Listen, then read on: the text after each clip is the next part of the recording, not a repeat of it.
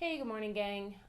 This video is in response to our good friend Angela over in Great Britain. Her screen name is Wealia, and she sent a bunch of us an email last night just asking our opinion why we think our taste buds change after our gastric bypass surgery.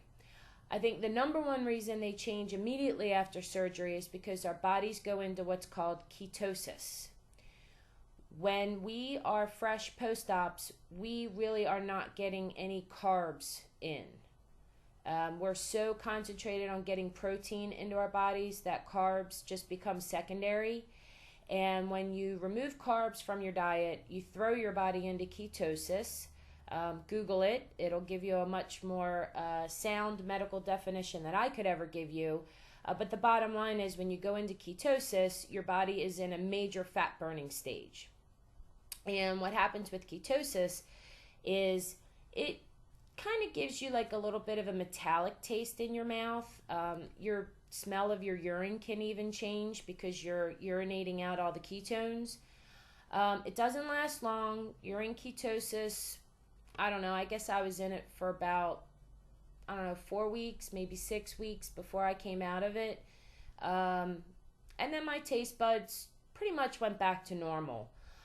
There's also another school of thought that the fact that we don't have traditional stomachs anymore, we just have a pouch. We've lost our digestive juices. We've lost our pyloric valve. That we're no longer producing ghrelin, which is a hormone that the stomach produces and releases to your brain to say, I'm hungry.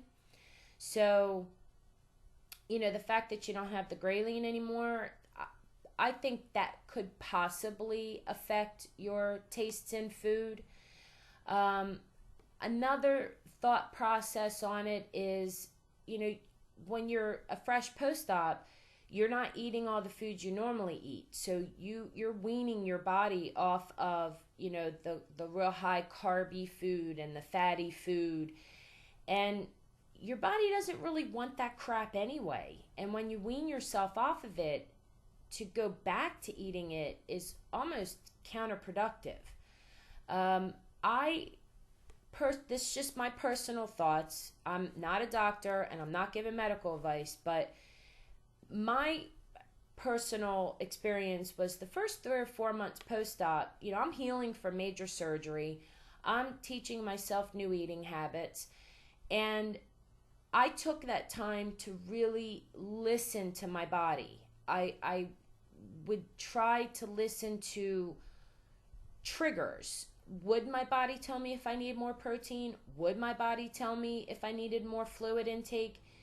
I needed to learn to trust myself. And that was a really, really scary stage because I didn't know if I could trust myself or not. I never listened to my body before. I just mindlessly shoved food into it. And so you really just need to get in touch with yourself. And what I found is I can trust myself. And I worked with a therapist, don't get me wrong. I work with an eating disorder specialist.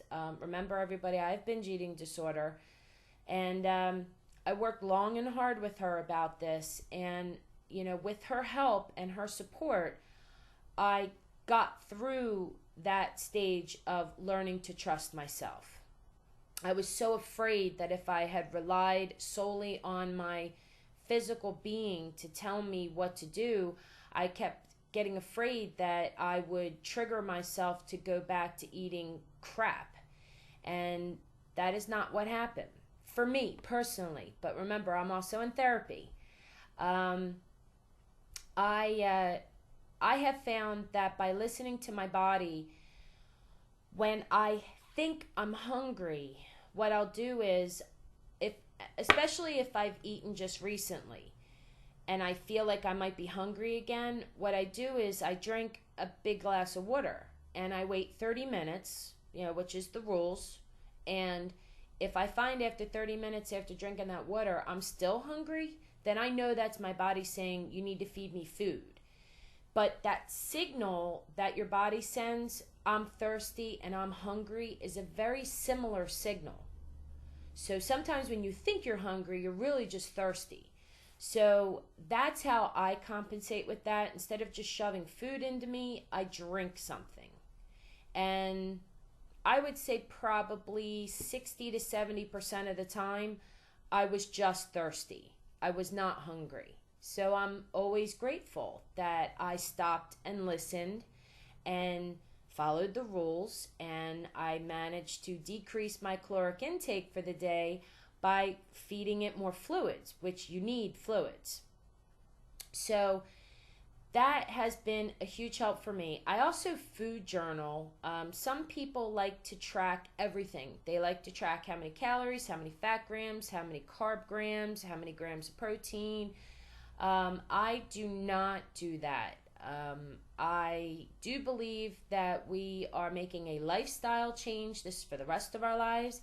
I do not believe that what I'm doing is dieting. What I believe I am doing is making healthy food choices. I don't like the word diet. My therapist and I do not use that word diet.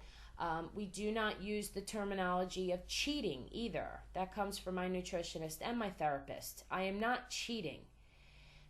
What happens is I make healthy food choices every day, and when I want to eat something that is outside of my normal healthy choices, then I compensate for it, and I do things in moderation. So anyway, that is my story. I food journal grams of protein, and I food journal my fluid intake.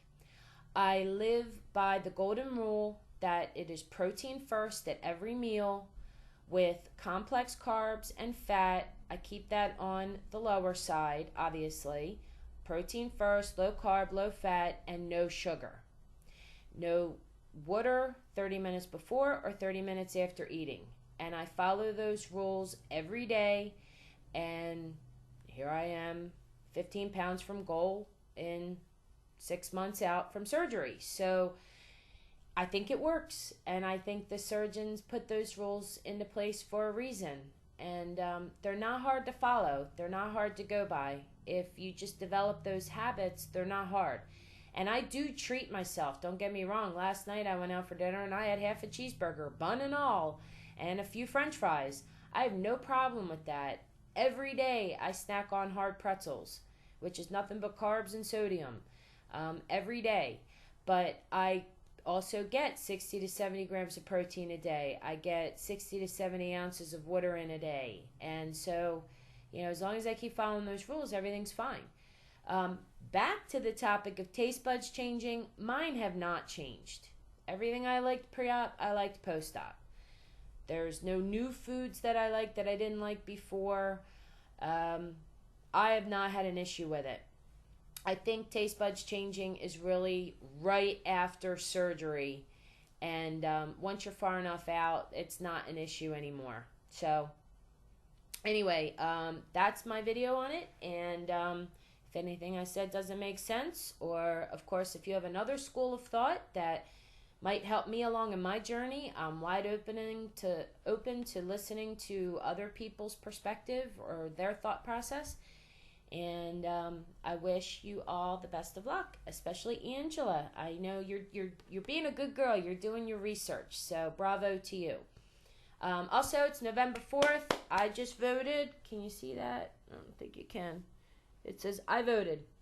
So get out there and do your thing. I was standing in line at 6:30 this morning. I was out of there by 10 after 7. So do your patriotic duty, folks.